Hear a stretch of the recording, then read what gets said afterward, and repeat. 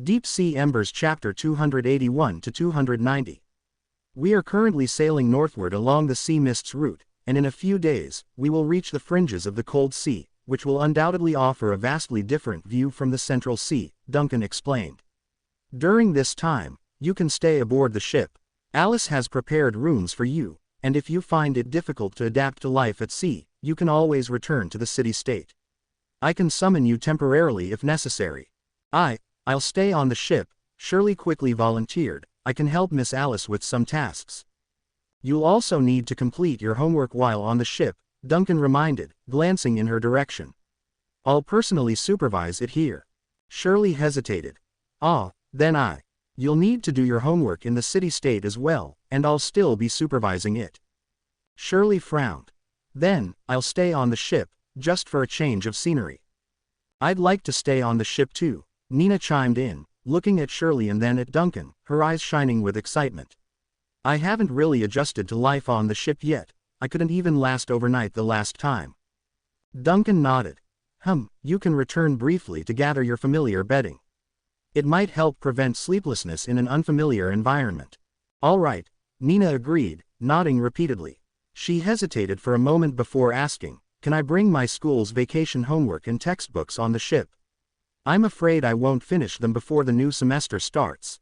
As Nina spoke, Dog couldn't help but hold its head with its paws. We're on the most infamous ghost ship in history to solve a supernatural mystery, yet it's starting to sound more like a vacation trip.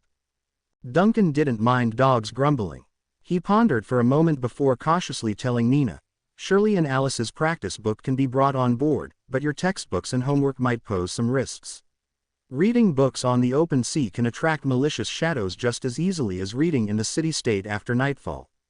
Nina thought for a moment, then raised a surprisingly practical question that even Duncan hadn't considered. If something emerges from the shadows, can't you just defeat it? Duncan, Dog and Shirley. Right. I never considered that. Duncan was taken aback for a few seconds before finally conceding, with a puzzled expression, that he had overlooked the possibility when he heard the goat head mention something about the sea reading taboo. Like everyone else, he accepted it as a rule but failed to explore other options. Now, it was Nina, a newcomer to the supernatural world, who demonstrated exceptional open-mindedness. Nina, of course, was not constrained by conventional thinking, because on her first day encountering the supernatural, she saw her Uncle Duncan standing in the city-state, tearing apart the sun. The world's most potent supernatural force was presented to her as being subdued and pinned down. In any case, Uncle Duncan is unbeatable, and if something causes trouble, let Uncle Duncan handle it. Nina's thought process was clear and straightforward. I need to confirm something, Duncan announced abruptly before standing up and leaving the dining room. He carried a large book to the captain's quarters and dropped it with a thud in front of the goat head. Startled by the sudden noise, the goat head inquired, Captain, what typically happens when one reads books on the open sea? Duncan asked directly. The goat head hesitated for a moment before responding instinctively. Well, reading on the open sea tends to draw the attention of various forces from the depths of the world, such as spirits from the spirit realm, demonic projections from the shadowy domain of the deep sea, and even whispers from subspace that exploits the opportunity. When the reader's mind is relaxed and off guard, these entities extend their projections into the real world. And, what are you doing? Duncan opened the large book about the folk cultures of various city-states he had brought from Planned and asked, without looking up, when will those invaders you mentioned arrive? The goat head, feeling its thoughts becoming tangled, still answered instinctively while trying to unravel them. Generally, they should appear shortly after reading begins. Quite quickly, in fact. Duncan flipped 2 more pages and glanced up. So why haven't they arrived yet? Goathead. Nina wants to complete her winter vacation homework on the ship, Duncan informed the goathead seriously. If you can attract those invaders you just mentioned, bring them here. I need to discuss something with them. How do you plan to discuss with them? Beat them up and continue doing so until they promise not to disturb Nina's studies, Duncan replied, adding cautiously after some thought, of course, this is just an idea of mine, and I'm unsure of its feasibility. You might have more expertise in this area. The goat head's thoughts became tangled again, and after an even longer hesitation, it finally said, I believe you may need to test this a bit more. Duncan. Ads by PubFuture. Typically, the shadows attracted by reading possess a thirst for knowledge, which makes them smarter than the average invader. The goat head finally spoke smoothly, but its tone remained peculiar. Being intelligent means having some discernment. Even chaotic and bewildered abyssal and spiritual shadows know to pursue benefits and avoid harm while seeking knowledge, so they won't carelessly reveal themselves in front of you. I see, Duncan nodded, perusing the words in the book as he spoke nonchalantly. So essentially, those who dare approach the vanished ship won't be mere insignificant underlings or fools, but formidable intruders who have confidence in themselves and have assessed the situation carefully. That's actually beneficial. It implies I only need to defeat them once or twice to make the influential ones among them comprehend the circumstances without concerning myself with incessant nuisances from the foolish. I believe your assessment is quite reasonable. Duncan didn't acknowledge the goat head's praise but continued to engross himself in the book he held. He leisurely flipped through the slightly coarse pages, his eyes roaming across the captivating and enigmatic folk tales of the southern city-states, permitting his mind to unwind and become engrossed. Just like that, he silently awaited the knowledge-seeking invaders to catch a whiff of the enticing lure and breach this unguarded reality. However, no intruders materialized. It doesn't appear to be effective. Duncan lifted his head and addressed the goat head, who sat quietly at the edge of the table. Is there an alternative method? Actually, I believe you need not fixate on this issue. With countless taboos across the vast sea, being unable to read is merely. Nina wishes to complete her winter vacation homework, Duncan stated softly. She takes it very seriously. You may want to let someone else attempt the reading, such as Mr. Morris. Followers of the God of Wisdom excel at controlling their minds, which is advantageous for both self-protection and setting traps, the goat head quickly suggested. The invaders likely haven't appeared due to sensing your presence, but a well-placed trap should be effective. Duncan considered the idea and decided it was worth pursuing. He promptly returned the book to the dining room, where everyone was still gathered. Nina and Shirley whispered and conjectured about Duncan's activities. Alice and Dog reviewed each other's spelling words, and Morris rested with his eyes closed, only opening them when he heard Duncan enter. I require a trap to draw in the knowledge-seeking intruders, Duncan addressed Morris directly, presenting him with the folklore book. Read this, create the impression of a vulnerable scholar, and entice a powerful knowledge-seeking evil spirit onto the ship. I wish to communicate with the invader and discern its nature. Morris was taken aback. He had pursued academia for most of his life, and this was the first time he had encountered such a bizarre and implausible idea. However, in the next moment, he discerned from Duncan's gaze that the ghost captain was earnest. In truth, only a formidable subspace shadow like him would dare to genuinely contemplate this course of action. After the initial astonishment, an odd mixture of excitement and anticipation welled up from deep within the elderly scholar's heart. He had to concede that he was suddenly intrigued himself.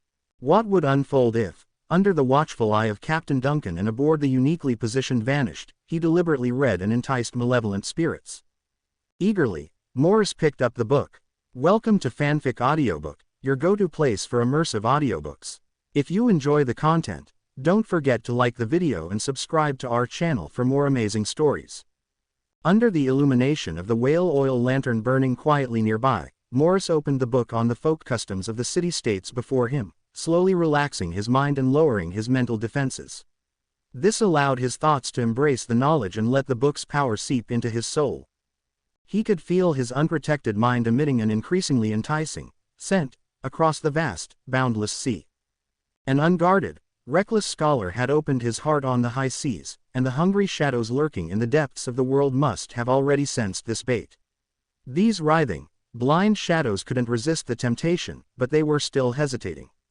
Their barely rational, slightly civilized minds, which pursued knowledge, instinctively disliked the environment aboard the Vanished. This made them hesitate. But they wouldn't hesitate forever. Those entities lurking in the spiritual realm, the deep sea, and even subspace didn't possess true wisdom. Morris slowly turned a page, his eyes scanning the lines of text. Folklore knowledge was what could most attract the attention of those shadows. Folklore condensed the fear, awe, and simple understanding of nature that humans had accumulated over a long period of time. It was a rough amalgamation of human nature, a mixture of sweet emotions and solidified knowledge, perfect for hungry knowledge seekers to feast upon. Another page turned, causing tiny dust particles to dance and disperse between the pages under the slanted lamp light passing through the curved paper. Yet, the cabin remains quiet, with the captain overseeing from one side and the sun fragment on the other. Morris didn't feel disheartened and continued to read the next line of text. But then, his eyes caught a slight trembling of the words at the edge of the paper. This signaled the intruder was getting closer. As predicted, the invisible knowledge hunter could no longer restrain itself and approached the edge of the real world. Its tentacles began to probe Morris's mind through the pages through the disguise of text, warping and twisting the original symbols into something more. They're non-existent texts depicting non-existent knowledge. Clever hunters often disguise themselves as prey, and knowledge seekers frequently disguise themselves as knowledge when luring scholars. Reading them is the first step in falling into a trap. Morris looked at the rows of unrecognizable characters that appeared on the paper, feeling the power emanating from them that enticed him to read, and whispered, "It's here." The next second, the hidden hunter within the pages and text seemed to suddenly sense something. A sharp and chaotic scream abruptly filled everyone's ears. Then, the pages of the large book began to flip wildly, and the black text on the pages seemed to take on a life of its own, leaping and struggling to transform into ink, trying to break free from the yellowed paper. Duncan observed this and allowed a slight smile to cross his face. His fishing had been successful. Indeed, using a historian as bait for a knowledge hunter had proven effective. A cloud of smoke rose from the book's pages, and the escaped words quickly merged into the smoke. As they roared out of the book, they formed a whirlwind of dust that ascended into the air. Soon after, a pitch-black substance began solidifying and taking shape within the smoke. It morphed into a skeleton-like structure in a mere moment. Countless chaotic and twisted black bone shards fell to the floor beside the dining table. Instantly, they assembled and merged into a form familiar to everyone present, an ugly, hound-like creature made of black bones. Dog, who had been on high alert nearby, was dumbfounded upon seeing this. He looked up at those around him and said, "I don't know it." "If you don't know it, that's good," Duncan casually replied. He then approached the newly formed, seemingly disoriented shadowy hound. At this point, the creature finally grasped what was happening. It abruptly raised its head, its hollow, blood-red eye sockets flashing with red light. From the cracks in its skeletal body, endless black flames erupted as it prepared to fight back. However, its resistance was cut short before it could even begin. As the shadowy hound's black flames started to rise, its gaze met Duncan's. The next instant, every wisp of flame spewing from its body took on a dark green hue. In a mere second, the intruder from the depths had lost control of its own flames, becoming a sacrifice under the captain's watchful gaze. Its chaotic mind may not have even had time to process what had occurred before it was consumed by the burning spiritual fire. Its anguished, chaotic screams shattered the tranquility aboard the ship, and the sound of flames consuming bones and the eerie tearing noise echoed throughout the dining room. An excellent hunter often disguises itself as prey, but a poor hunter ultimately becomes prey. What happened next was unbearable for Dog. His entire skeletal body shuddered and trembled, hugging its head and quivering behind Shirley. It watched the dancing flames before it and listened to the sounds emanating from its side, his red eyes flickering. "Ah, this, Mom, it's burning, the bones are shattering, howling, Mom, I can't bear to watch." The dining room had fallen silent after the torturing session, leaving nothing but a pile of indistinguishable broken bone fragments scattered on the floor. Wisps of green smoke rose above the bone shards, and a few residual green sparks danced between the wreckage, devouring the last bit of power the knowledge hunter had left in this reality. Duncan frowned, finding the sequence of events somewhat unexpected and the speed at which it had concluded. He stepped forward, nudging the pile of shattered bones that still retained a bit of warmth with the tip of his shoe, and glanced at Dog not far away. "Why is it a dark hound?" I don't know." Dog shuddered instantly, his voice trembling. "I've never read a book before, and I don't know how to read. Before I met Shirley, I didn't even have much of a reason. I don't know why a fellow hound would appear." Ads by PubFuture. At that moment, Morris, who was seated nearby, stood up. The calm voice of the elderly scholar finally aided Dog out of his dilemma. In theory, the evil spirits attracted while reading books are random, typically originating from the unseen shadows of the spirit world. However, in a few cases, they might be demons that have escaped from the depths of the abyss. Deep abyss hounds are known for their hunting and chasing abilities, and they are indeed a type of knowledge hunter, and a rather formidable one at that. A rather formidable one. Duncan raised an eyebrow upon hearing that and subconsciously glanced at Dog, who was shivering at Shirley's feet. Really? Under normal circumstances, a person reading a book at sea who is suddenly attacked by a deep abyss demon emerging from the book would have almost no chance of survival, Morris said with a somewhat peculiar expression. In worse cases, deep abyss demons that invade the real world through this method will grow rapidly and become uncontrollable, slaughtering everyone on the ship within a short time. Not every ship is the Vanished. All right, Duncan nodded, quickly doing some mental calculations, his tone slightly nuanced. If the strongest invader summoned while reading is a dog-like hunter, then it doesn't seem very dangerous. As he spoke, he looked at Nina. Nina, you can do your winter vacation homework on the ship in the future. If something really appears, just beat it up yourself, just be careful not to burn anything. Nina suddenly laughed. Oh. Then Duncan looked at Dog again. You mean to tell me you didn't even know you were a hound chasing knowledge? I didn't know. Dog shook his grotesque head, his voice muffled. I told you, I was in a daze before. On the other hand, Shirley pondered for a long time before suddenly saying, but shadow demons like Dog can't read, so what are they chasing knowledge for? Alice is studying cooking, Duncan said casually. Maybe it's just a hobby. Shirley nodded vaguely, glanced down at her partner, who quietly crawled under a nearby table, and with his massive claws holding his head, he muttered, Don't ask me, I don't know anything, this place is too damn scary. Duncan couldn't help but smile and shake his head, suddenly feeling that the atmosphere on the ship had been improving day by day since more people joined them. Now they had these pleasant daily moments. He wondered what it would be like when Vanna came aboard. With a happy mood and a little anticipation for the future, he stepped forward and kicked the pile of black bones on the floor that had gradually cooled down. This was just a heartless deep-sea shadow demon, nothing like Dog. Alice, clean up this mess. Under the bright and warm sunlight, Vanna, who was walking in the church courtyard, suddenly felt a chill and shivered involuntarily. She looked up at the sunlit path in the courtyard and sighed deeply after a while. What was meant to come would always come. Every day, before noon, Vanna would traverse the courtyard of the magnificent planned cathedral, walking along the path between the flower beds leading to the sanctuary. The path was 103 steps long, with an additional 27 steps from the entrance of the sanctuary to the statue of the goddess. Since becoming the city's inquisitor, these steps had become an integral part of her life.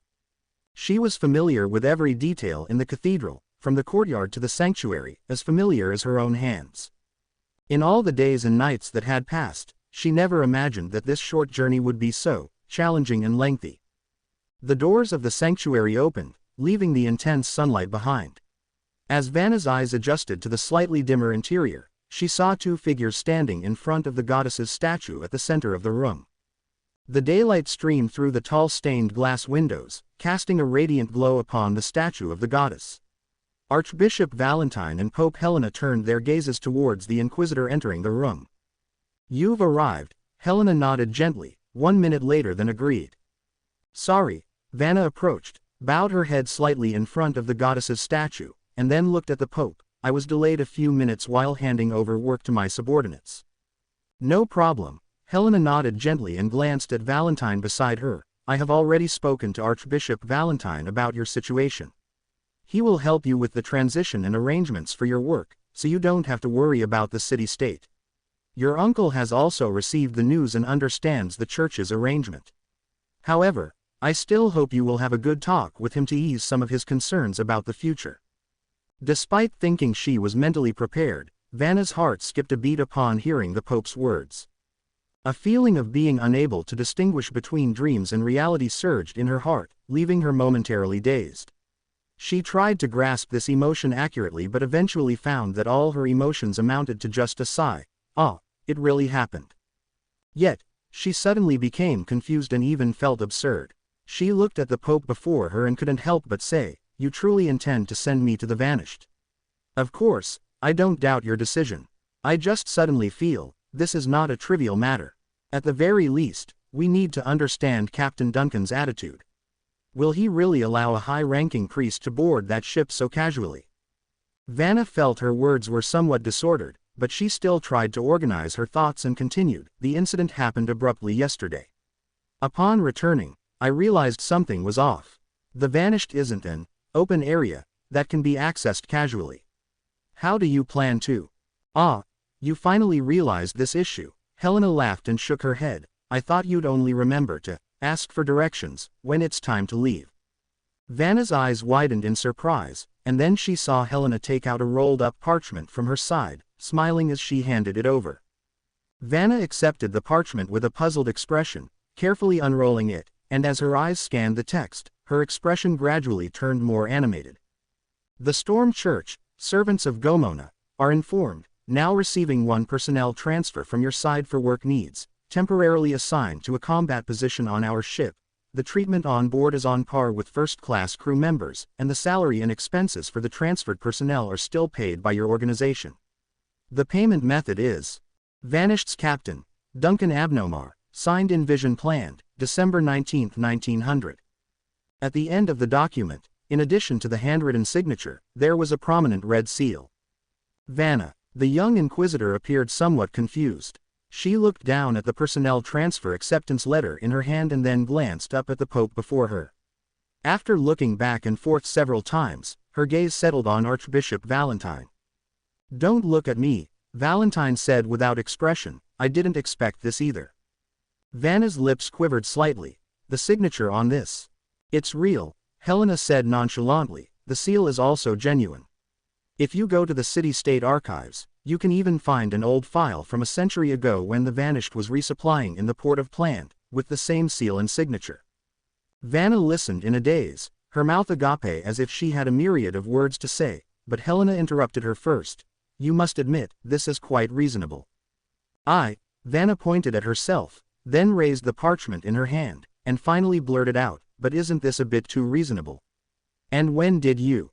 "Just yesterday," Helena said gravely, with a concealed smile in her eyes. "I had an extensive discussion with Captain Duncan about your onboarding process. We have always believed that this should be a formal and contractually bound personnel transfer, requiring official documentation for the record." The female Pope paused at this point, observing Vanna's still somewhat conflicted expression, and couldn't help but spread her hands and laugh. "What else, Vanna? How did you think we were going to send you to the Vanished? Light a few bonfires, draw blasphemous symbols on the ground, and then tie you to a stake and sacrifice you over? Like those dark heretics who sacrifice kidnapped girls to subspace in damp caves? Vanna, we are the Storm Church. We follow standard procedures." Vanna's lips trembled, realizing that she hadn't initially considered the details of this personnel handover. However, the whole thing felt odd because the process was too reasonable. All her concerns about her future were instantly dispelled. She even suspected that she would encounter a lavish staff meal on the Vanished, and after the formal dinner, there would even be a deck barbecue. "That's the Vanished. The Vanished. Ads by PubFuture." The peculiarity in Vanna's eyes was all noticed by Helena. "All right, now that you've seen the document, you should have dispelled your last concerns," the female Pope said with a smile. "Go and rest. Do some preparation work before departure. More detailed contents are on the back of this document, including the specific handover time and method. You can review it when you get back." Vanna was ushered out of the sanctuary in a bewildered state. After the young inquisitor left, the cathedral quieted down for a while until Valentine's voice broke the silence 2 minutes later. "Actually, I'm quite curious." Helena glanced back. "Curious about what? What exactly happened that made you suddenly decide to send Vanna to the Vanished?" Valentine said with a slightly serious expression. "I know your reasons, and they are indeed valid, but the whole thing seems somewhat hasty to me. You seemed eager to establish contact with that Captain Duncan, without making enough preparations. What happened? You're a perceptive person, Valentine, you always have been." Helena looked quietly at the old bishop who had been loyal to the church for many years, and then sighed. "Actually, this matter will soon not be a secret anyway, so it won't hurt to tell you now. She paused and then began. Do you remember the warning that Captain Duncan sent through Vanna not long ago? Warning. Valentine frowned slightly, and quickly thought of something. You mean, about Vision 001. Recently, disturbing news has come from the Elf City State, Wind Harbor, near the border. Helena nodded. The Sea Witch, Lucretia sent them a gift. Guess what it is? Valentine hesitated, sensing the truth hinted at by the Pope's words, and his face lit up with excitement. It couldn't be. Something really fell from the sky, right? A glowing, pale golden fragment, a geometric object larger than the Grand Storm Cathedral, falling from the sky, Helena said, though there is no definitive evidence yet that the fragment is from Vision 001, but... Helena didn't finish, just shaking her head. Valentine listened, dumbfounded, and after an unknown amount of time squeezed a few syllables from his throat. By the goddess. Our world is having problems, and the situation is more serious than we thought. The Vanished is the only voice warning the civilized world so far, and this warning has been confirmed. Helena spoke slowly. This is Captain Duncan's act of goodwill. No matter how terrifying that ship was, we must now respond because, this time it's not just a city-state that's in jeopardy, but the sun above our heads. Can Vanna really accomplish this mission? Valentine dismissed his previous doubts but began to worry about another matter. She's actually a bit reckless and not very good at meticulous and cautious interpersonal interactions. If we were to send an envoy on board, she wouldn't be the best candidate. The best candidate is not for us to decide, Valentine. Helena shook her head. She turned around, silently staring at the statue of the storm goddess Gomona. The chess players determined the positions of the pieces from the very beginning. Near the cathedral in the upper city district, a tall platform was once part of a city park. However, due to the renovation project of the steam core, the original park facilities were relocated, leaving only the solitary platform behind, like a forgotten knight vigilantly watching over the factory and plaza below. From the platform, one could enjoy a panoramic view of the entire cathedral area and the central factory district. During her occasional free time, Vanna would come here to clear her mind, and when she found it difficult to calm her thoughts, she would also visit this place to quietly reflect and sort out her emotions. The afternoon sun was warm, and even with a slight breeze, it wasn't very cold on the platform. The gentle sea breeze would blow across the platform and lift her hair by the ears, feeling a little ticklish. Vanna pushed her long white hair behind her, quietly gazing at the winding, mist-shrouded steam pipes in her view. Then she broke the silence after a while. I will be going away for some time. Going away? Heidi turned her head in surprise. Where are you going? I'm not sure. Maybe a distant place, and I might be gone for a long time. Vanna looked into Heidi's eyes. I can't disclose the exact itinerary, but I thought I should tell you before I leave. Heidi blinked, looking a bit puzzled. But you are a city-state inquisitor. Can inquisitors just leave for a long journey? Vanna opened her mouth, attempting to make her expression resemble a smile. It's an arrangement by the church, an order directly issued by the Grand Storm Cathedral. Oh, I see. Heidi nodded in realization. She didn't really understand the inner workings of the Storm Church, but when the name, Grand Storm Cathedral, was mentioned, many things no longer needed to be explained, so it's a sacred mission. Are you being sent outside the diocese to fight heretics? Vanna's expression seemed to stiffen a bit. In a sense, it does involve heretics, but it's not a combat mission. Heidi didn't notice the subtle change in her friend's tone, but she suddenly sighed. Well, my father also left for a trip recently. There were no signs beforehand, and he just suddenly told me he had to go on business. My mother didn't let me ask too many questions. Now you're leaving too. It seems like you're both being mysterious. Mr. Morris is also away. Vanna muttered, but quickly shook her head with a somewhat self-deprecating expression. He's probably visiting his friends in the academic world or attending some events. Scholars like him are often invited by universities in various city-states. Anyway, it's not the same as where I'm going. Heidi turned her head, looking somewhat puzzled at her friend. Why do I feel that you're acting strangely? You seem to be preoccupied. Is it because you're uneasy about going on a long journey? You don't seem to have left the city-state much. It's not that. It's probably just because I've been assigned to a task I've never dealt with before, and I'm a bit nervous. Vanna shook her head. You don't need to worry about me. Well, okay. Heidi sighed, and then seemed to suddenly remember something, suggesting excitedly, "Hey, how about we go to the movies together? There's a new play recently, it might help change our mood, you should try to get more involved with popular things, it might even expand your social circle." Vanna didn't pay much attention to her friend's last few words. Instead, she raised her eyebrows curiously at the thought of a new show, a new play. "What's it about?" "It's a work by the famous director Sandokai, called Borderland Horrors. It's about a small village on the border that falls into heresy, sacrificing the village women to the cave demon. In the end, brave defenders destroyed the evil. I heard that the play uses a new technology called soundtrack, which synchronizes sound with the images on the screen, coming from machines on both sides of the screen." Heidi excitedly introduced the popular new elements to her friend, but noticed Vanna's expression growing more and more peculiar. She hesitated and stopped halfway through, then waved her hand. "All right, you might not like this.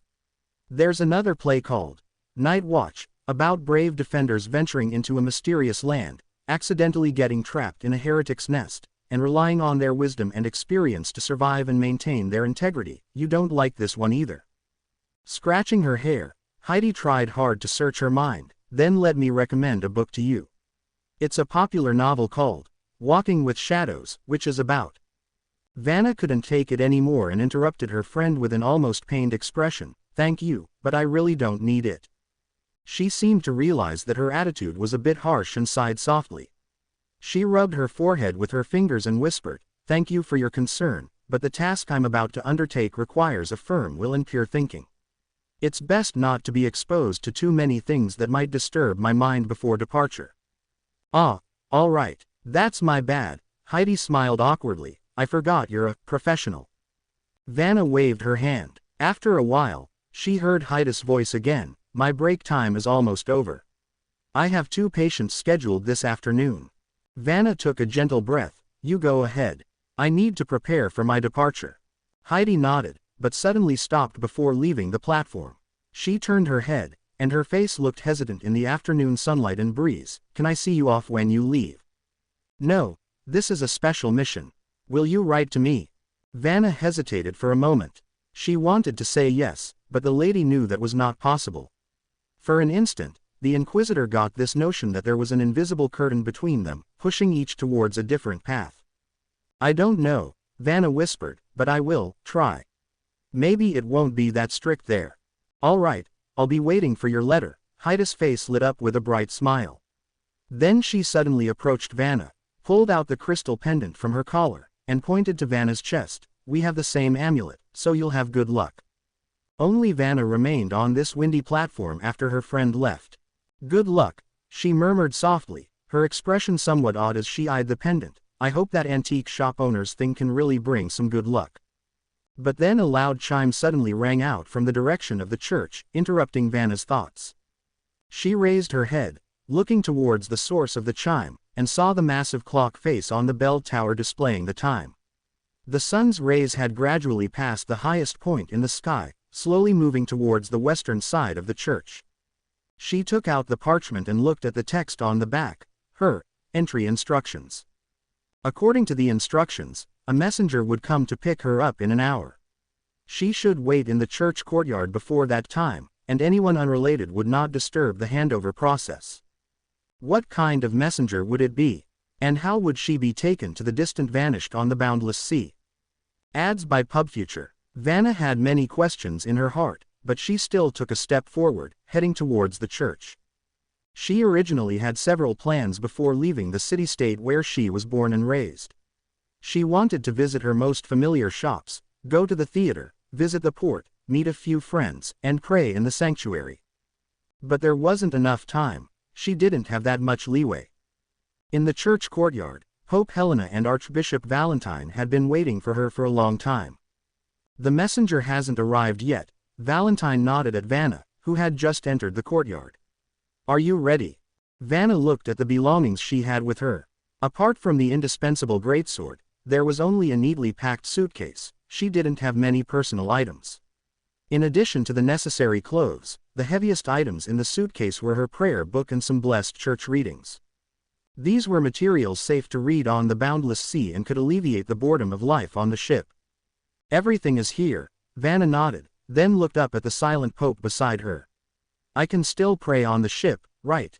Of course, Helena smiled. Captain Duncan even promised that you could set up an extra cabin as a small chapel. Well, I guess I'll look forward to the sailor's life that lies ahead, Vanna sighed. I can't imagine what it will be like. Helena opened her mouth as if to say something, but at that moment, a burst of fire and the sound of flapping wings suddenly came from the sky, interrupting their conversation. The messenger had arrived. Vanna looked up in surprise, only catching a glimpse of a green flame falling like a meteor from the sky. Huge skeletal wings suddenly spread within the flame. The next second, the flame fell onto the path in the courtyard, transforming into a spinning, rising gateway. It's time to leave. Hope Helena's voice came from the side with a reminder and urging. Okay. Vanna nodded gently, casting aside the last bit of hesitation in her heart and taking a step forward. She took a deep breath and crossed the spinning gate of flames. At this moment, her mind was filled with turbulent thoughts. What would the scene be like behind the door? What kind of life awaited her on that ship? Would she first see the terrifying ghost captain? Or some sailor on the vanished? What would the crew of that ship look like? The flames surged and then receded just as swiftly. Crossing the gateway took merely a moment. Vanna experienced a brief disorientation before a cool, moist sea breeze greeted her face, along with the sound of crashing waves filling her ears. She blinked and then firmly slapped her forehead. She wondered if there had been an issue with the teleportation. Or perhaps there was a problem with her own eyes. Because she saw Morris standing before her, offering her a smile. For Vanna, the events of the past 2 days felt as if they were shrouded in a surreal haze. Her life had taken a dramatic turn to the point where it felt like an odd dream, causing her to frequently question whether she was unknowingly caught in an illusion. At this moment, her self-doubt had reached its zenith. To her amazement, she saw Mr. Morris standing before her, a smile adorning his face. The young inquisitor abruptly closed her eyes, tapped her forehead forcefully, and when she reopened her eyes, she discovered that Morris was still there, now joined by a tall figure. It was the somber and mysterious ghost captain. Welcome aboard, Vanna, Morris began. I know you have many questions. As Vanna opened her mouth to speak, she was interrupted by a sudden bang beside her. Though she didn't feel threatened by the noise, she was startled and reflexively turned her head. She observed a burst of colorful confetti and streamers flying her way. A stunning woman with waist-length silver hair gazed at her, dumbfounded, with a trace of smoke from the burnt gunpowder still emanating from the paper tube in her grasp. Vanna. Before she could react, the silver-haired woman excitedly snatched another paper tube from the side, displayed it proudly before her, and yanked the string on the tube. Vanna hurriedly cautioned, you're holding it the wrong way. Her warning came too late. The small amount of preloaded gunpowder in the tube detonated with a resounding bang, plastering the silver-haired woman's face with streamers and confetti. She instinctively recoiled, and then Vanna heard an odd, plop, sound, followed by a head rolling across the deck under her watchful eye. Vanna's eyes widened in shock, and despite her composure, she nearly leapt in response to the sight. Right after, she heard a cry from behind her. Uncle Duncan. Alice's head has fallen off again. A high school-aged girl bolted over the following moment, frantically pursuing the rolling head on the deck. Another girl holding a black skeletal dog sprinted from a different direction, assisting in the chase while exclaiming, I told you she couldn't handle it on her own. If you held it, you'd be too frightened. Well, we shouldn't have let Alice do it alone. The head rolled under the stairs. Where's a hook? Or a stick would do. I found a rope. Throw it down, Miss Alice, you bite it, and I'll pull you up. The deck immediately became a hub of activity, with 2 girls chasing a rolling head and the headless silver-haired woman wandering around disorientated. Mr. Morris, who had been in the midst of speaking, now held his head and sighed repeatedly, while the air retained the lingering scent of the discharged confetti tube. Vanna found herself in an unparalleled state of bewilderment, unlike anything she had ever encountered before. Staring wide-eyed at the tumultuous scene on the deck, she had several strands of colorful streamers hanging from her hair and shoulders. She seemed to faintly comprehend what had just transpired, but she couldn't help but feel that remaining ignorant might have been preferable. It was a welcome ceremony, a charming sight had it not taken place on the Vanished. You see, I told you, I have a group of rather troublesome crew members, the somber and majestic Captain Duncan finally spoke, his voice snapping Vanna out of her stupor. It's always chaotic on this ship, but on the flip side, life here should never be dull. Vanna remained stoic. Though it seemed as though a myriad of complex thoughts surged and detonated within her, she genuinely didn't know how to respond. She lifted her gaze to survey the scene on the deck and saw that Nina and Shirley had retrieved the head from the stairwell gap and were now busily reattaching it. A rotund dove appeared from somewhere, loudly squawking the baffling phrase, "Little Hammer 40, Little Hammer 40." She finally recognized the silver-haired woman's face and recalled where she had seen it previously. It was in the antique shop in the lower city. Back then, the woman had blonde hair. Vanna now realized that must have been a disguise. She glanced at Shirley, then at Nina, and finally at the hapless Mr. Morris, who stood before her with open hands. And she understood everything. The entire world had silently shifted, and she had only just become aware of it. How many more secrets? Vanna's lips finally twitched, and she regained her capacity to speak. She looked at Morris, the esteemed scholar she had known since childhood.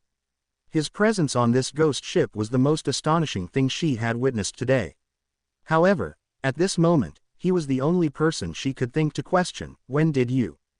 Actually, not long ago, just a tad earlier than you, Morris replied gently, nodding. Heidi isn't aware of this.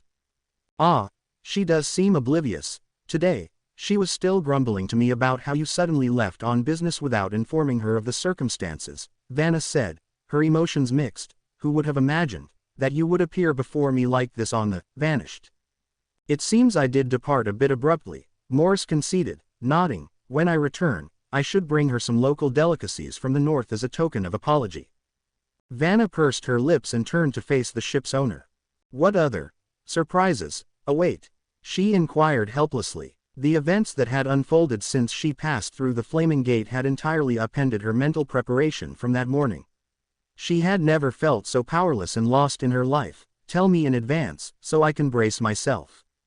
Before Duncan could respond, Nina had already hurried over excitedly, gleefully informing Vanna, there's a dinner tonight. A welcome dinner for the new crew member. An incredibly tasty fish soup. Shirley interjected, the fish was caught by the captain himself. And then there's a deck barbecue. Nina continued, fish, beef, and wheat juice. No alcohol. Duncan's voice interjected from behind Nina without delay, even if you call it wheat juice, it's not permitted. Ads by PubFuture. Nina's expression fell immediately, not even a little. Last time's sweet fruit wine was already pushing the limit, Duncan said firmly, beer is still too early for you. Oh, Vanna looked at Nina and then at Duncan, sighing softly after a while, so that antique shop really had a problem. I didn't notice anything. We've always operated legally. Although the goods aren't genuine, the prices are, Duncan said with a half-smile. As for you not noticing anything, that's actually a good thing, you know what I mean. Yes, Her Holiness advised me to curb my curiosity when I'm around you. Vanna sighed again, glancing at the grotesque skeletal giant dog next to Shirley. If I'm not mistaken, this is a dark hound. This little girl is a summoner living in symbiosis with a deep-sea demon. The dog shook its head immediately. Ah yes, yes, yes. Vanna was taken aback. This demon can talk. Not only can it talk, but it can now even spell its own name and perform addition and subtraction within 100, Duncan said nonchalantly. Among the crew of the Vanished, it has a relatively high level of education. Vanna stared blankly, then looked at Alice, who was not far away and moving her neck. She had noticed the details on Alice's joints earlier and now appeared thoughtful. A puppet, could it be? Anomaly 099, its former name was Puppet Coffin, but now it seems you all just call her Puppet. However, she has her own real name, which you should already know. Here, you can call her Alice, Duncan said indifferently, then added, don't worry, she's safe now.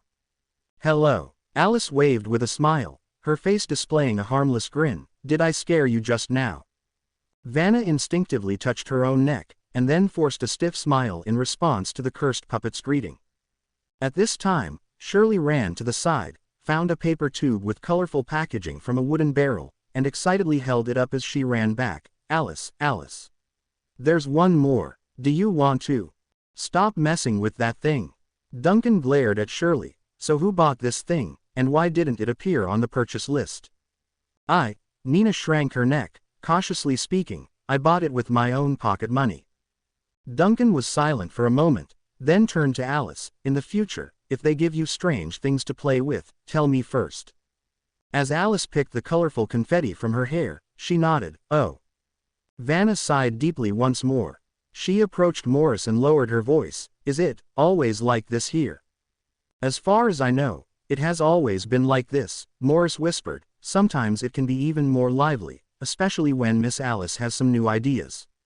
Vanna, this will be your room from now on, complete with all basic necessities.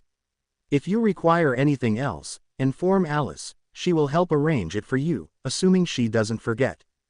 The room next door is a small storage room, which you may use for prayer or meditation since you are a devout believer and might need a space for that purpose.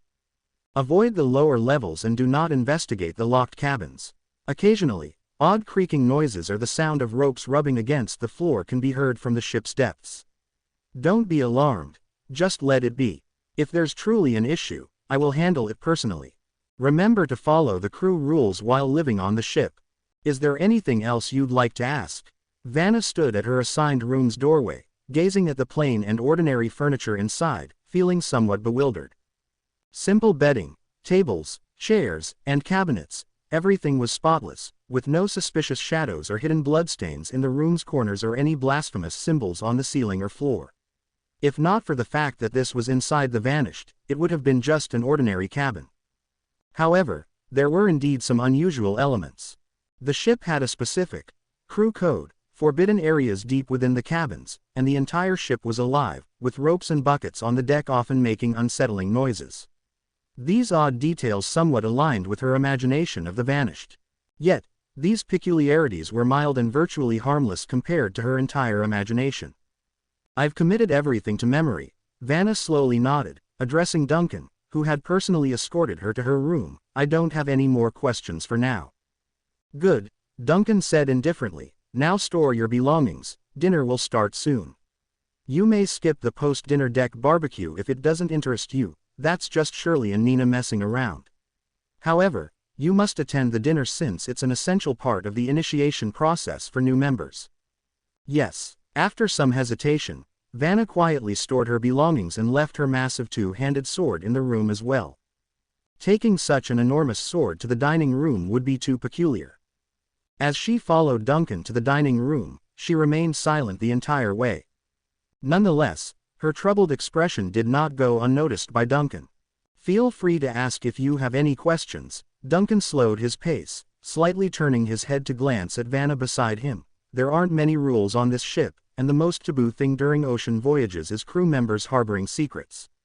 The boundless sea will amplify your anxiety and confusion, and who knows when they might transform into unwelcome guests. Vanna felt a chill in her heart. After hesitating for a moment, she finally spoke. It's nothing really, it's just that the way things have unfolded isn't quite what I imagined, and I feel a bit at a loss. Oh, that's understandable. I can even roughly guess what the Vanished looked like in your imagination, Duncan said casually. A lively welcome party on the first day instead of a dark, bloody sacrificial ceremony must be quite surprising, isn't it? It wasn't quite as dramatic as a sacrificial ceremony, but the scene I first imagined wasn't as peaceful as it is now, Vanna said with a hint of laughter, appearing somewhat more relaxed. That's one of the reasons your Pope sent you to this ship, Duncan explained slowly. She needs to know the true nature of the Vanished, and I also need you as a bridge to re-establish contact with the civilized world. Eventually, they reached the dining hall. Beneath the swaying whale oil lamp, the long table was laden with dishes, with the steaming fish soup taking center stage. Crew members stood on both sides of the table, waiting for their captain as a low, slow creaking sound resonated from deep within the cabin. It was as if the ancient exploration ship were humming a ballad as night fell. Vanna approached her empty seat and took in the delicious food on the table, its fragrant aroma wafting under the warm lamplight. Alice stood and filled a bowl with steaming soup, placing it before the new crew member. Please enjoy, the doll-like woman said politely. Vanna gazed at the soup bowl in front of her. During her earlier conversation with Morris, she had learned the truth about this special meal and the unique symbolic significance of this dinner.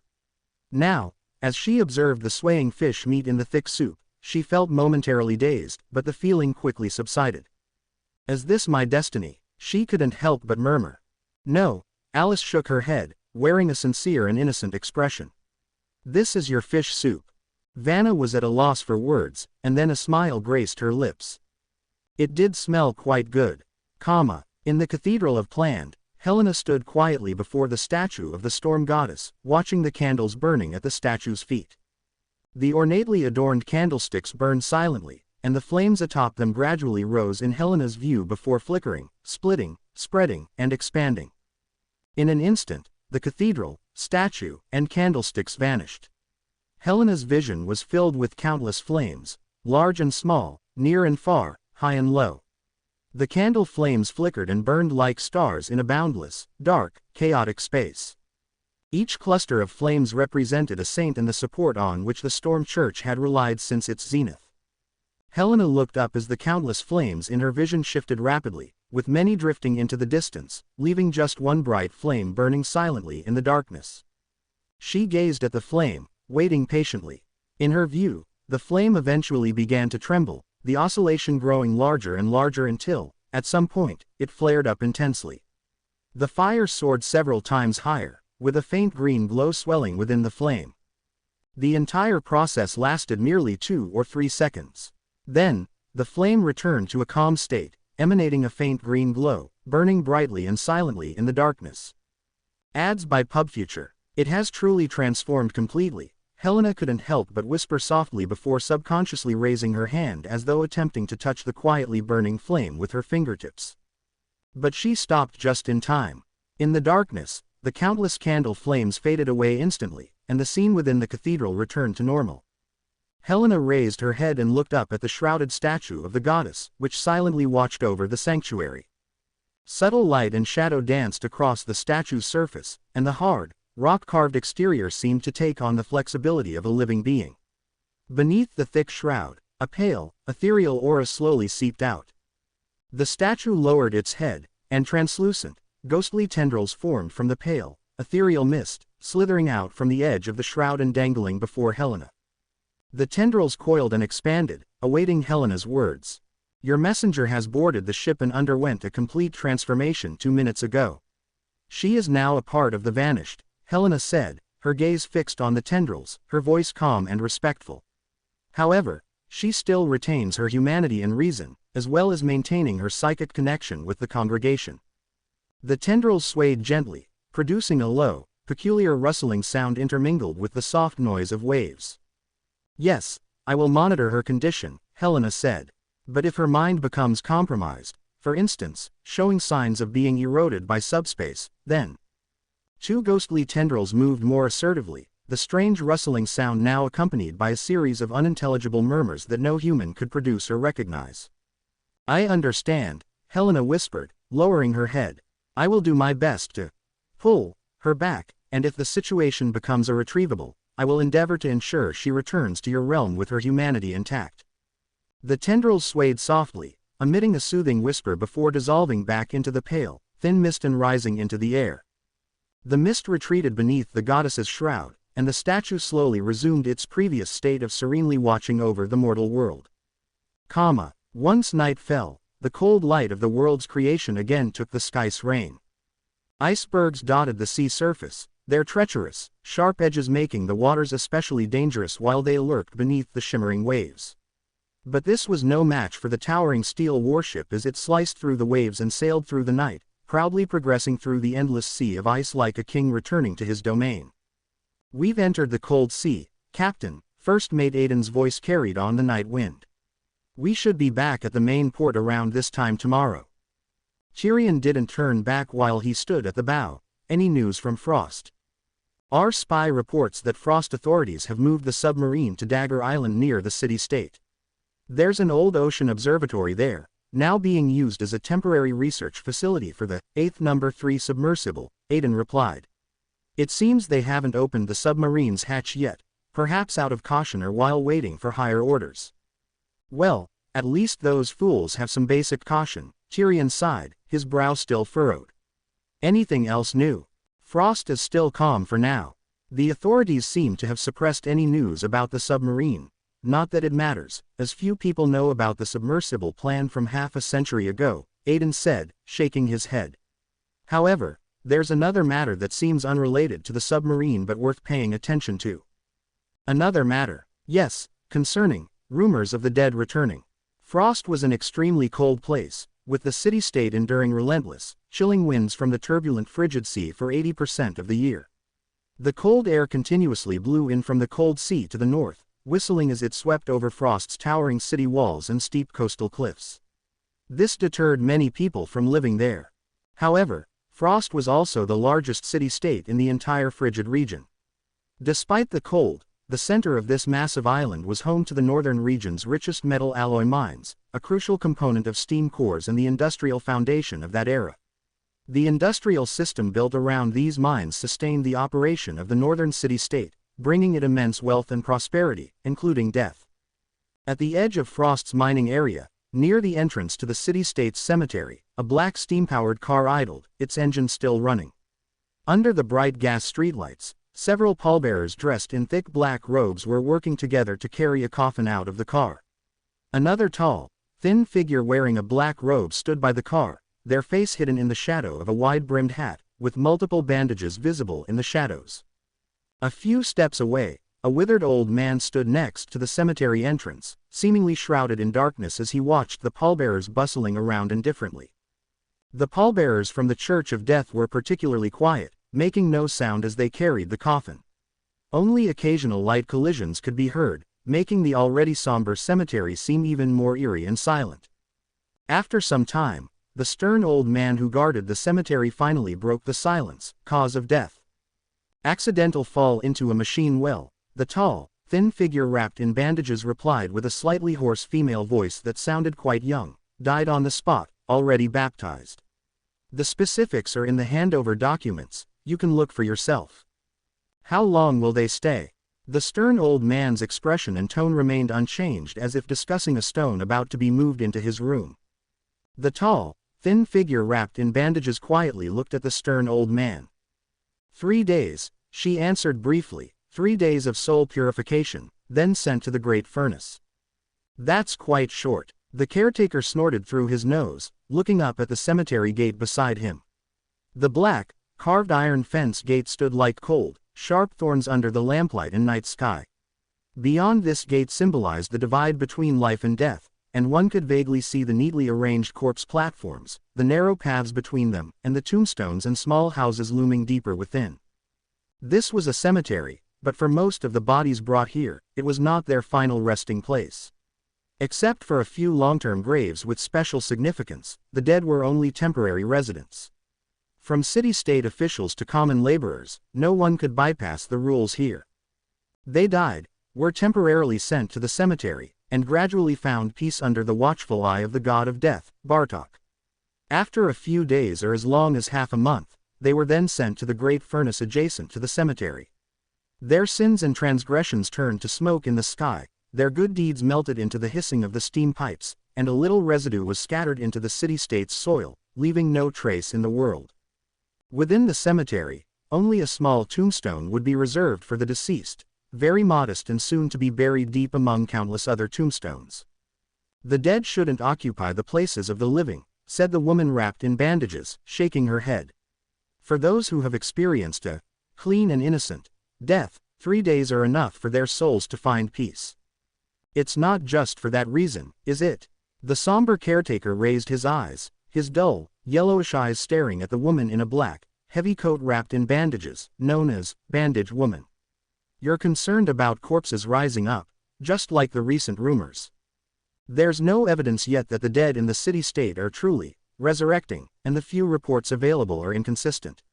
But even the phenomenon of restless, briefly awakening is worth being cautious about. Bandage Woman shook her head.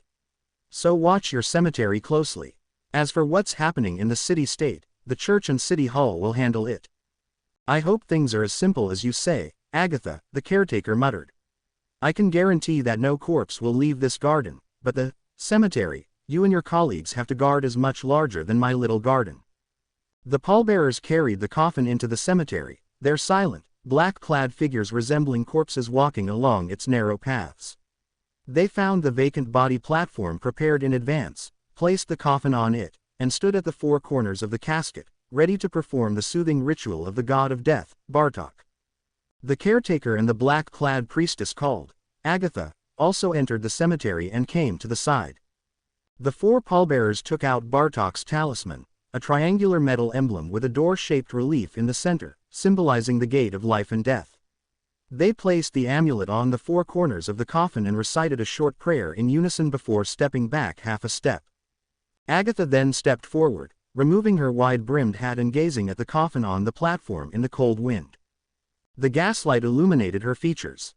Layers of bandages covered her entire body, even half of her face, and only where the bandages did not cover could one see some delicate features and the soft lines unique to women. Her long, deep brown curly hair hung behind her, and her similarly deep brown eyes were filled with calmness and compassion. May the grace of the god of death, Bartok, shine upon your soul, allowing you to find peace in your final 3 days in the mortal world. Your debts and karmic ties with the world are all erased today. Lost one, you may now travel lightly. Agatha's low, hoarse voice echoed in the quiet cemetery, gradually blending into the deep night. Meanwhile, the somber caretaker stood by indifferently as he watched the ceremony, a heavy double-barreled shotgun appearing in his hand at some point. The triangular emblem of the god of death, Bartok, could be faintly seen on the shotgun's guard. Moments later, the ceremony ended, and Agatha turned to the cemetery caretaker. It's done. I hope your prayers work. The caretaker lifted his double-barreled shotgun, though I trust this, old partner, of mine more. I performed the calming ritual as the gatekeeper, myself, so it should have some effect, Agatha said indifferently before putting her dark, wide-brimmed hat back on. She nodded at the cemetery guard and led the pallbearers towards the cemetery's exit. We should go now.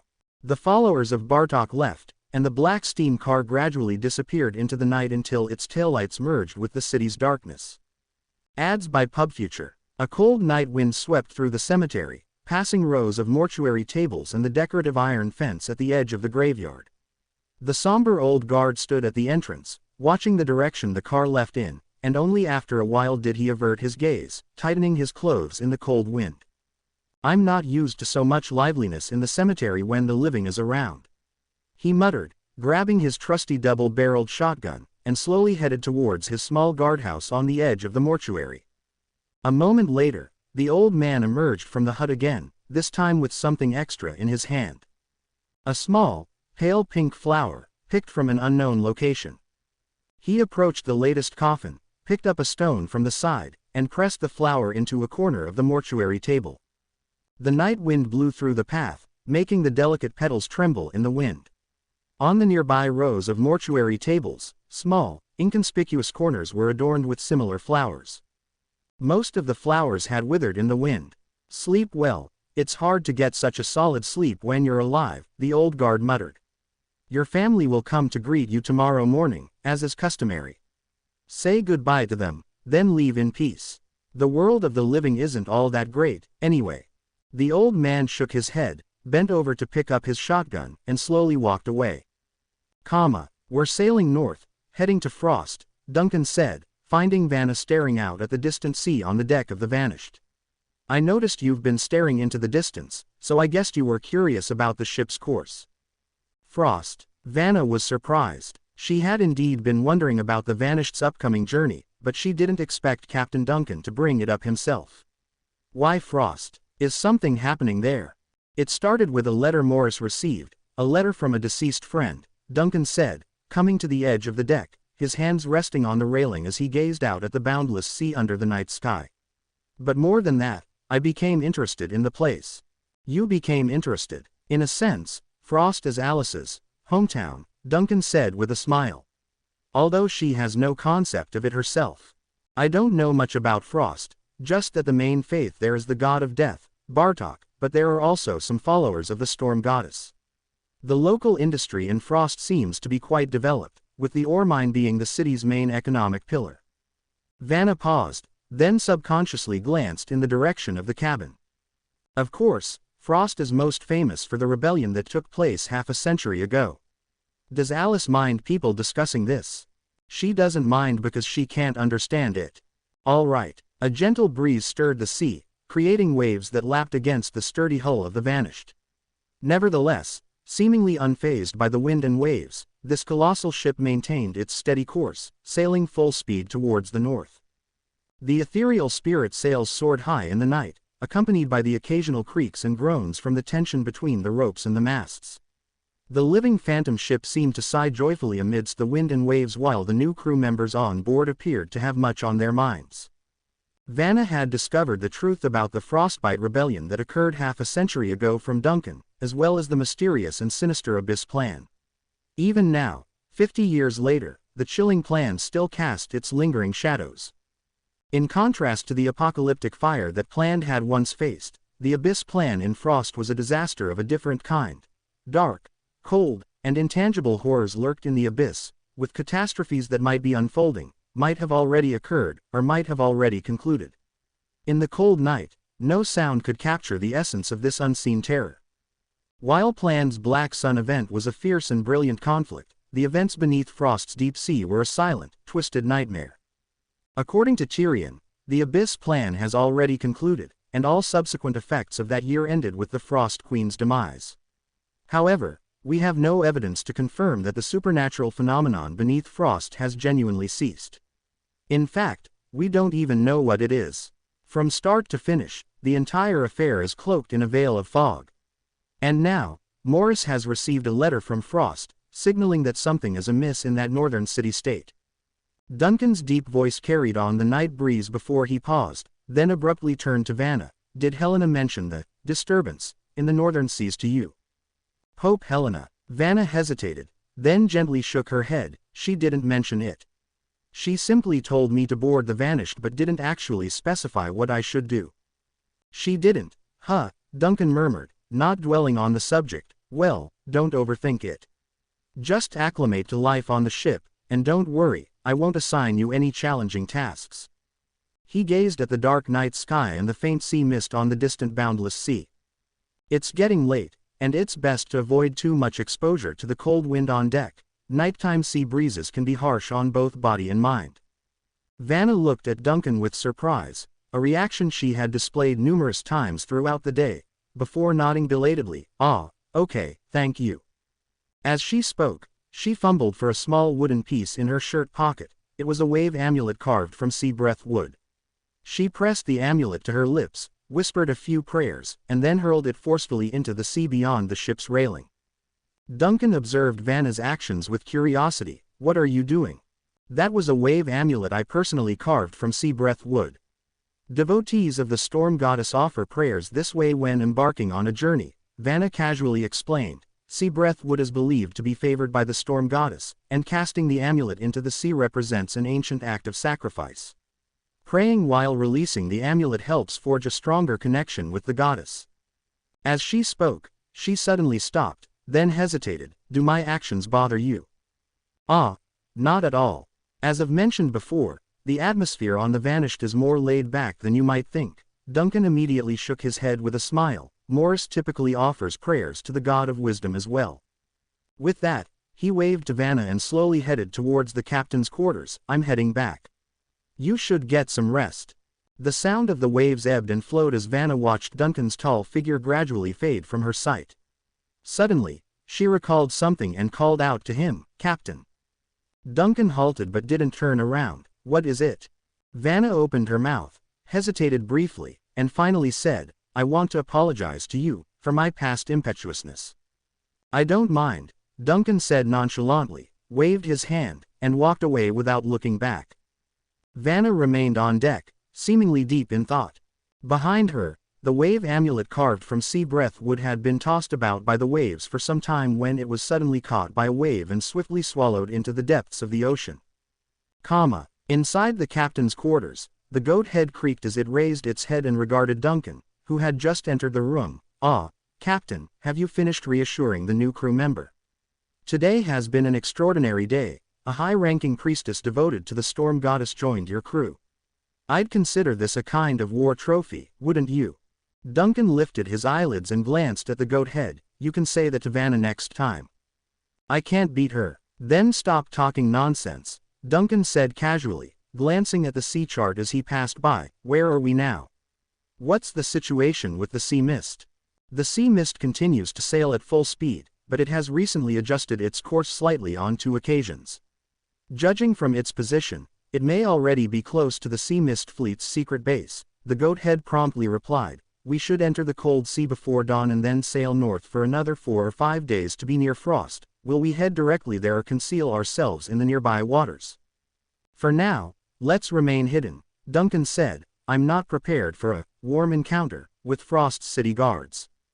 Yes, Captain, Duncan pondered momentarily and said, also, once the sea mist stops, go and investigate, without revealing ourselves, scout the location and surroundings of Tyrion's secret harbor. That should be easy for the vanished, which can lurk in the spirit world for an extended period. Ah, of course, that's very easy, the goat head immediately agreed, but, what's your purpose in investigating that secret harbor? If Frost is indeed facing trouble and connected to the secrets beneath the ocean, I believe Tyrion would take action. Monitoring him would be akin to keeping an eye on Frost. If the circumstances allow, we can remain concealed near the sea mist, Duncan explained. Ads by PubFuture. Understood, Goathead promptly replied. Duncan nodded and made his way to his bedroom. I will attempt to investigate the situation in Frost. Unless necessary, do not disturb me. Aye, Captain, Goathead responded. The bedroom door closed behind Duncan. Once out of sight, he let out a soft sigh and sat at his desk, stretching his tense shoulders to relax. I, resting near the window, awoke and fluttered onto the table. A quick meal or a stay at the inn? Duncan glanced at the bird, traveling through the spirit realm. Upon his words, the brass compass hanging around I's neck snapped open, and a green flame emerged from within. In an instant, Duncan's view transformed as he found himself in a vast, tumultuous darkness filled with countless stars and lines. I's figure materialized from the darkness, a skeletal bird enveloped in ghostly fire circling around him. However, Duncan did not immediately move or touch any nearby cluster of stars. Instead, he carefully observed the flickering lights in his vision, sensing the faint auras they emitted. As anticipated, as the vanished continued to distance itself from planned and approach Frost, the stars he saw in this space also changed. Duncan looked up, sensing his body back in planned, and followed his perception into the darkness, where he spotted a hazy, distant cluster of light. He shifted his focus from the far-off lights and concentrated on the bright stars before him. After some consideration, he cautiously approached some of the lights and touched a few of them. Rather than directly occupying the shells these lights represented, he used this method to access the shallow information behind them, emotions, perceptions, and even fragmented superficial consciousness. Cold, tension, fuel prices, steam supply, City Hall, Frost. After touching several lights, Duncan withdrew his will. Continuing to touch these living lights could cause widespread alarm and potentially draw the attention of the city's protectors. He didn't want to confront a foreign church just yet. The information he had collected so far was sufficient. Just from the few lights he had touched, he could confirm that these stars represented Frost's inhabitants, or at least a portion of them. Duncan's gaze swept across a dizzying array of stars, searching for those with faint, weak lights and fading life forces. He needed a suitable body to serve as a scout for gathering intelligence. Moments later, a flickering, dim light caught his eye. It's you. A cluster of dim and erratic flickering stars captured Duncan's interest. The faint luminescence was slightly different from the surrounding starlight, its elusive and feeble radiance resembling a transparent phantom, and the unstable flickering suggested it could dissipate at any moment. Duncan had seen faint flashes in this chaotic space before, but even if weak, those flashes didn't possess such a transient quality. He furrowed his brow. A faint flash often indicated a body that hadn't been dead for long, but the faint and almost transparent illusory sensation, what did it signify? He extended a finger and gently touched the shimmering light. The next moment, he felt his consciousness abruptly traverse an infinite boundary, projecting from the vanished onto an entirely new body. Cold and numb sensations spread from his limbs, and then the numbness gradually subsided, allowing him to feel his skin's touch and his heart's slow beating. However, this new body felt extraordinarily heavy for some reason, as if he was operating through a dense barrier. He exerted great effort to barely move his fingers and used the same amount of effort to open just a sliver of his eyelids. Complete darkness surrounded him. Am I blind, or are my eyes obscured? Duncan instinctively raised his hand to check his eyes, but as soon as he lifted his arm, it collided with something hard and cold. Then, he lifted his other arm and encountered the same obstruction. Feeling around, he finally realized he was confined in a container. A coffin. Duncan lay silently in the darkness, sighing after a long while. Well, it makes sense. It was logical for the body to be trapped in a coffin during possession. Previously, the 2 consecutive unencumbered possessions were rare exceptions. But why did it have to be logical now? A sense of helplessness and frustration welled up inside him. Duncan seemed to grasp a little of the bewildered feeling that Dog and Vanna had when facing the logical development on the vanished, but now was clearly not the time to continue lamenting. He had to find a way to escape this coffin. Otherwise, he would need to abandon this hard-to-find destined body and choose another possession target in that dark, chaotic space, only to likely become trapped in another coffin. Duncan started to move his hands and feet, familiarizing himself with the sensations of this unfamiliar and subpar body while attempting to push open the lid above his head. Through tapping on the surrounding wood earlier, he had confirmed from the echoing sound that this coffin wasn't buried underground, but rather temporarily placed somewhere. This meant that as long as he pushed open the lid above, he could escape this confinement. However, the coffin lid proved to be more difficult to handle than he had anticipated. The lid was nailed shut, and there might even be additional locks. Moreover, the body he now inhabited was too inferior. The sensations from the limbs were even weaker than the first time he occupied a body in the sacrificial field in the sewer, making it extremely challenging to even move around, let alone push open a nailed coffin lid. Just how weak was this deceased person? Hey, is there anyone out there? I believe I can still be saved. Please get a doctor, or at least a medical examiner if that's not possible. As Duncan futilely pushed the coffin lid above him, he yelled out helplessly. He didn't mind startling anyone or causing a commotion. After a short period of adjustment and sensing, he confirmed that the condition of the body he occupied was extremely poor and unsuitable for long-term use. It seemed like a disposable body, reminiscent of the first sacrifice he had possessed. Since it was disposable, there was nothing to worry about. Regardless of who came, as long as he could stand up and assess his surroundings, he would be content. If fortunate, he might even gather some valuable information. In the worst case, he would be trapped in the coffin and die, but the situation couldn't deteriorate further. At that moment, he even had the leisure to contemplate whether he should ask Alice about her experience. How did that doll manage to escape from a coffin that had been nailed shut and secured with several iron chains? Was it due to some inherent power? In the quiet cemetery mortuary, the knocking and hoarse, low calls stood out prominently. Naturally, the caretaker wouldn't disregard this sudden peculiar noise. The door of the caretaker's hut swung open, and a lantern illuminated the path outside the wooden house leading to the mortuary. A grim old man with an ominous gaze and a stooped back emerged from the house. He held a lantern in one hand and a formidable double-barreled shotgun in the other, eyeing the source of the noise intently. The cemetery is too lively tonight. Ads by PubFuture. The old man grumbled in a hostile tone, casually hooking the lantern onto an iron loop on his waist. He then traced a triangular emblem on his chest and slowly advanced towards the coffins with his shotgun raised. The thumping noises continued due to the deceased's persistent hammering against the barrier separating him from the world of the living, seeking assistance from those outside. Is anyone there? Can someone help? I think this is a misdiagnosis. Silence. The caretaker gripped the double-barreled shotgun, and the sharp sound of the safety being disengaged echoed in the night. The hunched old man glared at the coffin, yelling furiously, "You should be asleep now, you belong to another world. The world of the living has no place for you." The knocking from the coffin abruptly ceased. Duncan assessed the sounds outside. It appeared to be an old man, very close to him, and there was also a faint metallic clinking noise just now, possibly the sound of a weapon. Having someone nearby was beneficial. In this way, whether he could escape or not, he had another means to collect information from the outside world. Hello. I want to know what's happening. Duncan cleared his throat, pondering how to maximize this body's potential to gather information from the person outside the coffin. I'm trapped in this coffin, but there must be some kind of misunderstanding. I'm still alive, you see. My voice is actually quite strong. Breathing is a common illusion for the deceased, and attachment to the world of the living is a subconscious fear lingering in the cerebral cortex. It's indeed difficult to accept, but Bartok, the ruler of death, has prepared a better place for your soul. The old caretaker stared at the coffin, still gripping the shotgun in one hand while silently tracing the emblem representing the god of death in the air with the other.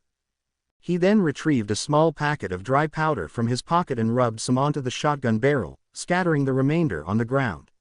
Lie down and be quiet. You should already feel the exhaustion. That's the call of the ruler of death. Yield to it. It's better for both of us. The teachings of the ruler of death, Bartok. Duncan silently made a mental note of this detail, then cleared his throat and continued to negotiate. But I still believe I could be saved. What if it's a misdiagnosis? The old caretaker, clutching the shotgun, furrowed his brow. For some reason, he felt that tonight's disturber was unlike those he had encountered during his career. The voice in the coffin sounded too rational and even knew how to bargain. But soon, he shook his head and dismissed the idea. Forgive my candor, but you fell from the safety railing near the well, plummeting 100 meters into the mine shaft with the back of your head crushed. The pallbearers expended great effort piecing your skull back together. Sir, in my opinion, the likelihood of your misdiagnosis is extremely low. Duncan listened to the voice outside the coffin and quietly raised his hand to touch the back of his head. All right, I concede that my injuries appear quite severe, and this physical condition indeed doesn't seem suitable for leaving the coffin, he sighed. Sorry for the disturbance. The old caretaker was silent for a few seconds, lit another spare lantern hanging from his waist, and hung it on a wooden stake nearest to the mortuary table, quietly saying, no need for apologies. Compared to most disturbers, you're rather polite. Oh, do you encounter this kind of thing often? Every year, there are always a few corpses that don't want to stay in their coffins. Most of them try to escape using violence, while only a few rare exceptions attempt to negotiate, the old caretaker murmured.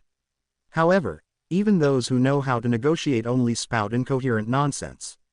The deceased always think they can come back to life, but in reality, the great Bartok's door is not so easily crossed. The old caretaker shook his head, watching the flame on the lantern hanging from the nearby wooden stake while continuing to converse. He knew that the deceased had no genuine rationality, it was merely the lingering attachment of a lost soul. In conversation, this lingering was consumed particularly quickly, and when the rationality of the one in the coffin was depleted, his extra shift for the day would be over. Disturbers, the living dead, and coming back to life are three entirely different concepts, the old man rambled. Crossing these boundaries requires immense strength, enduring extreme pain, and exceptionally rare opportunities. Sir, don't make things difficult for yourself. You cannot cross them. Duncan had found himself in a peculiar predicament. Instead of coming alive in some ominous cave, he's stuck inside a body within a public facility that temporarily houses corpses. As to the man conversing with him currently, it's probably the seasoned caretaker in charge of the facility. The old man referred to the disturbance as a restless phenomenon and didn't appear afraid. This told Duncan some useful information and further confirmed to the captain that this body was useless to him. Even without considering the extreme weakness of the body, running around with a sunken skull would be difficult. Of course, the world did have undead beings, and the sailors on Tyrian seemed to fit the bill considering they do have some missing parts, like half a skull or missing heart. However, being openly active in a city-state was not an option for such beings, which did not meet Duncan's needs. While he assessed the situation, the old caretaker outside the coffin remained vigilant and tense. The old man's double-barreled shotgun stayed aimed at the coffin while the grass powder scattered on the ground beforehand emitted a pale glow. His voice remained steady, but the prolonged grip of his fingers on the shotgun handle had turned slightly white from the tension. He awaited the restless soul in the coffin to exhaust its final obsessions and rationale, anticipating the chatty deceased to grow weary and accept their death. According to his experience, this process usually didn't take long under the strong calming effects of the lantern and powder. A restless soul often took only half an hour to find peace. Typically, the deceased would grow increasingly disoriented during the conversation, quickly forgetting their words. Usually, the voice in the coffin would devolve into indistinct mumbling, eventually turning into hoarse sleep talk. Normally. But why did the person in the coffin seem to become more and more spirited as they talked? Do you know where I am right now? Ah, I know this is a place for storing bodies, but I mean the location. You see, I couldn't see my surroundings when I was brought here. How's the weather today? It must be quite cold, right? I think I heard the wind outside. Frosty nights are tough. What time is it now? Have you eaten? Are there any colleagues around you? Any recent news in the city? I don't remember much about the past. Oh, do you know someone named Scott Brown? He seems to be a folklorist or historian. One of my friends is close to him.